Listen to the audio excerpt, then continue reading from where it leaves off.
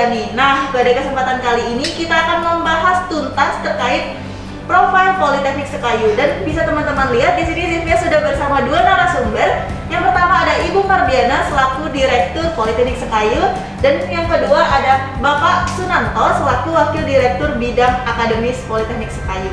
Nah, tetapi sebelum itu, demi kelancaran podcast kita pada kesempatan kali ini, kita akan membuka masker kita terlebih dahulu, dan bisa kita sudah pastikan bahwa kita bertiga ini terhindar dari virus COVID-19. Baik Ibu, dipersilakan membuka maskernya. Langsung saja, kita akan membahas profil Politeknik Sekayu, dimulai dari sejarah Politeknik Sekayu itu sendiri, program studi yang ada di Politeknik Sekayu, sistem perkuliahannya bagaimana, serta kegiatan akademis kampus Politeknik Sekayu. Nah, langsung saja yang pertama terkait sejarah Polsky. Mungkin Ibu Mardiana bisa menjelaskan kepada teman-teman yang ada di rumah sejarah Politeknik Sekayu itu sendiri bagaimana? Baik, terima kasih atas kesempatannya hari ini. Jadi kita hari ini diskusi atau bercerita atau apa ini namanya ya Pak ya? Bercerita kepada teman-teman yang ada di rumah. Jadi hari ini kita akan bercerita tentang profil dari Politeknik Sekayu. Politeknik Sekayu itu adalah politeknik binaan yang awalnya dulu sebelum berdiri. Politeknik Sekayu ini berdiri di tahun 2007, yaitu politeknik binaan antara pemerintahan kabupaten dengan Kemenristekdikti ya Pak ya, kalau tidak salah. Jadi awalnya dulu ada 14 politeknik yang sama seperti kita, itu di bawah program ya Pak, kegiatan Kemenristekdikti. Jadi dari 14 politeknik yang di bawah pemerintahan Kabupaten Moba, salah satunya ada di Politeknik Sekayu Kabupaten Mesir Banjarmasin. Nah, dari 14 politeknik ini ada beberapa yang sudah penegrian ya. Ada beberapa yang sudah penegrian, tapi kita masih belum penegrian, masih di bawah yayasan. Jadi di Politeknik Sekayu itu ada 3 unsur yang terkait ya Pak. Yang pertama ada yang namanya Yayasan Hubah Sejahtera, itu adalah penyelenggara dari Politeknik Sekayu. Kemudian kita sendiri sebagai pelaksana kegiatan akademik. Politeknik Sekayu adalah pelaksana dari seluruh kegiatan akademik. Kemudian ada yang namanya mahasiswa. Nah, jadi 3 unsur itu berkaitan satu sama lain. Di Politeknik Sekayu juga awalnya kita, yaitu politekniknya ini semuanya dibiayai oleh pemerintah dari tahun 2007 sampai dengan sekarang masih dibiayai oleh pemerintah. Nah, di tahun 2017 karena melihat kan proses pembaruan terus ya Pak ya. Jadi di tahun 2017 itu ada perubahan. Nah, perubahannya itu jadi karena melihat peminat dari Politeknik Sekayu ini bertambah terus, jadi dibukalah yang namanya kelas mandiri. Jadi angkatan pertamanya itu di tahun 2017. Jadi sekarang ini sudah penerimaan yang ke-5, angkatan ke-5. Nah, di tahun-tahun pertama penerimaan mahasiswa yang kelas mandiri itu ternyata respon dari masyarakatnya cukup bagus. Nah, di tahun keduanya malah lebih meningkat ya Pak Sunanto ya, kalau tidak salah. Ya, meningkat sekitar 50% dari jumlah pendaftar yang pertama. Nah, sekarang di masa pandemi ini kami berharap juga kepada adik-adik yang ingin berkuliah, ingin melanjutkan pendidikannya di Politeknik Sekayu, kami akan membuka pendaftarannya di bulan Maret ini. Nah, selain itu Politeknik Sekayu juga karena dia politeknik yang di bawah pemerintah daerah, tentunya kita sangat disupport oleh pemerintah daerah, bukan hanya dari segi dananya, tetapi dari seluruh kegiatan-kegiatan yang ada di Politeknik Sekayu ini kita disupport. Contohnya untuk tahun ini kita melaksanakan kuliah kerja lapangan yaitu di pemerintahan desa, karena harusnya kita laksanakan ke luar kota. Karena masa pandemi, jadi kita laksanakan di pemerintahan desa. Nah, kemudian selain dari pemerintah daerah, itu kita juga disupport dari perusahaan yang ada di Kabupaten Moba. Contohnya salah satunya yaitu yang gedung tempat kita melaksanakan kegiatan hari ini, kegiatan kita ngobrol, mungkin hostnya sudah melihat kan tadi sekitar lingkungan, yaitu gedungnya cukup unik. Yang ini yang tujuan untuk kafe baca. Ini di bantuan dari ConocoPhillips. Selain ini juga ada gedung yang di belakang, nanti akan kunjungan ke lab bahasa. Itu dari Conoco juga ya, dari Conoco juga. Jadi kami itu banyak disupport dari segala bagian. Jadi makanya kami itu mengucapkan terima kasih kepada pemerintah, kepada perusahaan, kepada pihak yayasan yang telah ikut mensupport dan memfasilitasi kegiatan yang ada di Politeknik Sekayu. Nah, dari kegiatan yang Politeknik Sekayu dari sejak awal berdiri 2007 sampai dengan 2021 ini, artinya sudah ada 15 angkatan ya. Sudah ada 15 angkatan. Jadi tahun ini kita menerima angkatan yang ke-16. Nah, dari 15 angkatan ini kita mulai mengeluarkan alumni itu di tahun 2010. Nah, di tahun 2010 sudah ada alumni yang pertama sekali, program studi yang pertama sekali ada di Politeknik Sekayu itu adalah Prodi Akuntansi dengan jumlah mahasiswanya sebanyak 52 orang.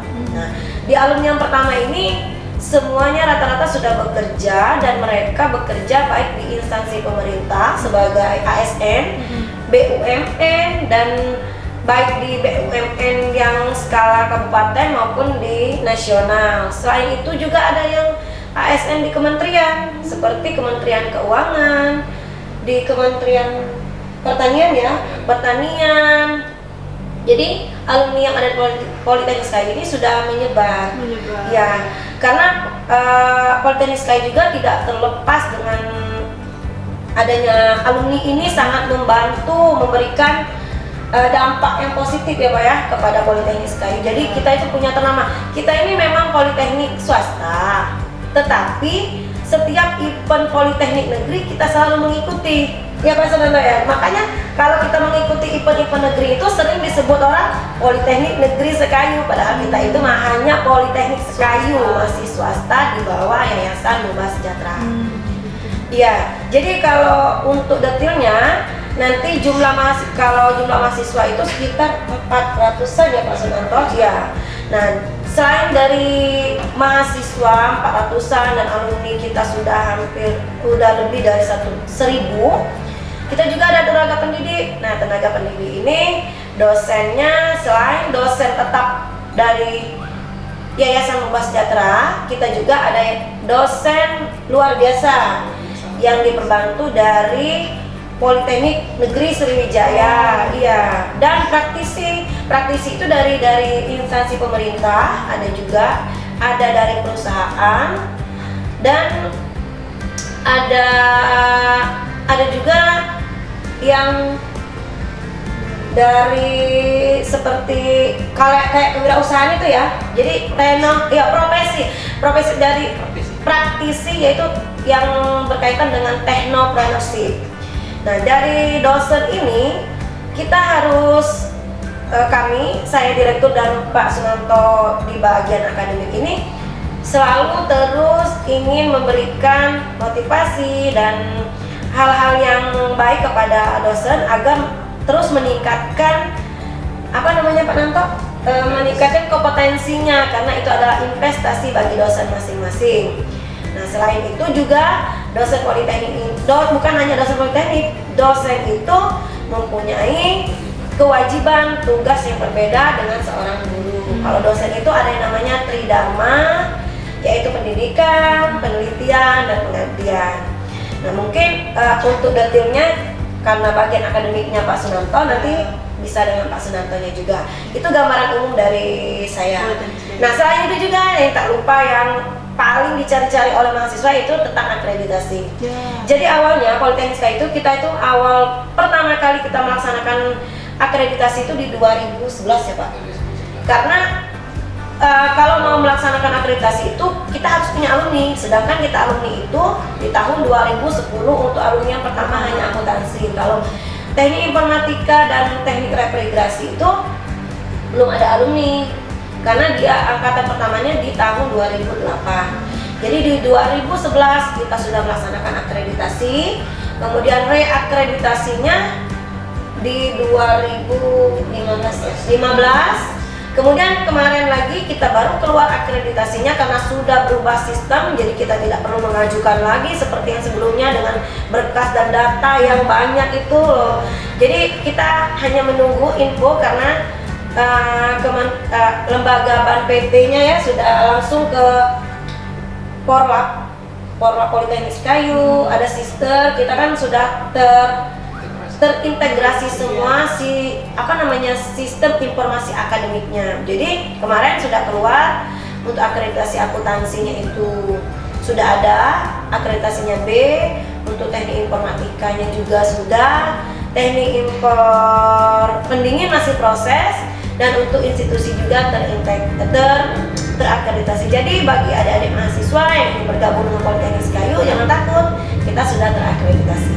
Untuk detailnya mungkin dengan Pak Sunanto bisa nanti di bidang akademik.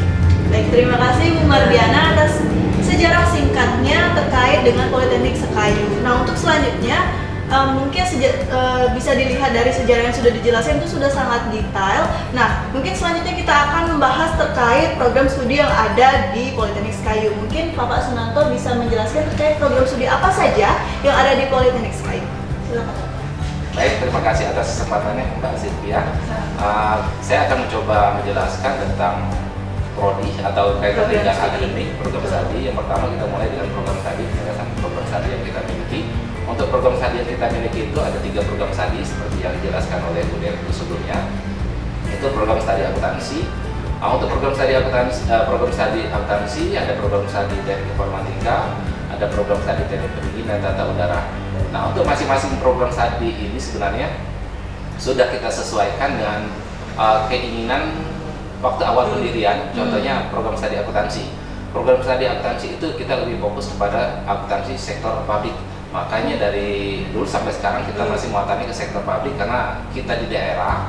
Jadi muatannya itu termasuk penyerapannya nanti lebih besar dan lebih mayoritas kita memang ke pemerintah daerah atau ke instansi pemerintahan. Termasuk dalam hal makanya penyesuaian mulai dari kurikulum, kegiatan mereka mahasiswa kita untuk melaksanakan KKL maupun magang, kita banyak sementara itu masih banyak ke instansi pemerintahan. Nah, sedangkan teknik informatika itu penunjang dari teknologi kaitan dengan kompetensi daerah, karena dimanapun kita berada mau tidak mau teknologi informasi itu harus diperkuat. Makanya muncul teknik informatika yang harus membantu, mendorong, mensupport terutama dalam hal pengembangan teknologi yang ada di daerah-daerah. Makanya adalah teknik informatika yang kita miliki. Sementara untuk program studi teknik pendingin dan tata udara, jika bakalnya itu sendiri teknik pendingin dan tata udara itu sebenarnya sangat bagus karena untuk di Indonesia sendiri sejarahnya itu termasuk sejarah pendirian Politeknik Sekayu itu sendiri. Munculnya prodi teknik pendingin dan tata udara itu merupakan muatan lokal tujuannya untuk pengelolaan kaitannya dengan ikan. Karena di Musi Banyuasin ini, Kabupaten Musi Banyuasin ini mayoritas perairan dan sumber daya alamnya itu kaitan dengan ikan itu sangat banyak. Apalagi ketika musim banjir dan musim ikan itu banyak tidak mampu diolah. Itu makanya keberadaan teknik pendingin dan tata udara itu diantaranya untuk itu. Selain itu juga kaitan dengan potensi sumber daya alam yang dimiliki oleh Muba ini kan mayoritas juga perkebunan, diantaranya perkebunan kelapa sawit. Makanya diantaranya paling tidak bisa ke muatan ke industri perkebunan kelapa sawit maupun karet. Nah, itu yang kaitan dengan prodi yang kita miliki. Itu Mbak Silvi yang untuk prodi. Baik, nah teman-teman, jadi bisa saya ringkas bahwa di program studi yang ada di Politeknik Sekayu itu terdiri dari 3. Yang pertama itu ada program studi akuntansi, informatika, dan tata udara. Nah, jadi untuk teman-teman yang ada di rumah, jika ingin bergabung, silahkan mempersiapkan diri teman-teman kira-kira akan memasuki program studi yang mana. Nah, selanjutnya kita akan membahas terkait sistem perkuliahan yang ada di Politeknik Sekayu. Mungkin untuk sistem perkuliahannya bisa Pak Nanto jelaskan lagi kepada teman-teman yang ada di rumah. Baik, untuk sistem perkuliahan yang kita miliki, kita tetap mengacu pada keberadaan Politeknik, yaitu program yang merupakan pendidikan vokasi di mana pendidikan vokasi itu muatan yang utama itu adalah untuk mata kuliah praktikum atau di mayoritas praktek, kegiatan praktikum yang kita mayoritaskan, diantaranya kurang lebih komposisinya itu 60% untuk kegiatan praktikum, sedangkan 40%-nya itu untuk kegiatan teori. Untuk kegiatan akademiknya, sedangkan sistem perkuliahan yang lainnya tetap kita mengikuti, terutama kaitan dengan perkembangan teknologi, termasuk kebijakan-kebijakan dari pemerintah. Contohnya masa saat ini, masa pandemi ini, mau tidak mau kita menyesuaikan kebutuhan dan juga kondisi kita. Untuk sistem perkuliahan kondisi pandemi seperti ini juga kita sudah siasati. Mayoritas perkuliahan kita itu masih kita laksanakan dengan sistem daring. Namun mulai perkembangan corona yang mulai menurun ini, kita mulai kompilasi, jadi mulai kita adakan kegiatan luring, tapi sementara ini kita masih prioritaskan untuk mata kuliah yang praktikum, karena bagaimanapun mata kuliah praktikum itu sangat butuh untuk melaksanakan secara langsung dan tatap muka, maka baru kita mulai kita atur. Tapi walaupun kita mulai luring, kegiatan-kegiatan tatap muka itu tetap kita ikuti untuk sistem protokol COVID yang berlaku. Betul. Nah, baik teman-teman, mungkin itu sekilas informasi terkait profil yang ada di Politeknik Sekayu, dimulai dari sejarahnya, program studi yang ada, sistem perkuliahannya bagaimana, serta kegiatan akademik kampusnya itu seperti apa. Baik, terima kasih Bu Mardiana sudah memberikan informasi, dan Bapak juga sudah memberikan informasi kepada teman-teman yang ada di rumah. Mungkin teman-teman yang ada di rumah, jika ingin memiliki pertanyaan, silakan saja langsung tulis di komentar yang ada di bawah. Nanti admin dari Politeknik Sekayu akan menjawabnya. Baik teman-teman, mungkin sekian saja video kali ini. Kita akan bertemu lagi di video selanjutnya. Jangan lupa like, comment, share, and subscribe. Bye!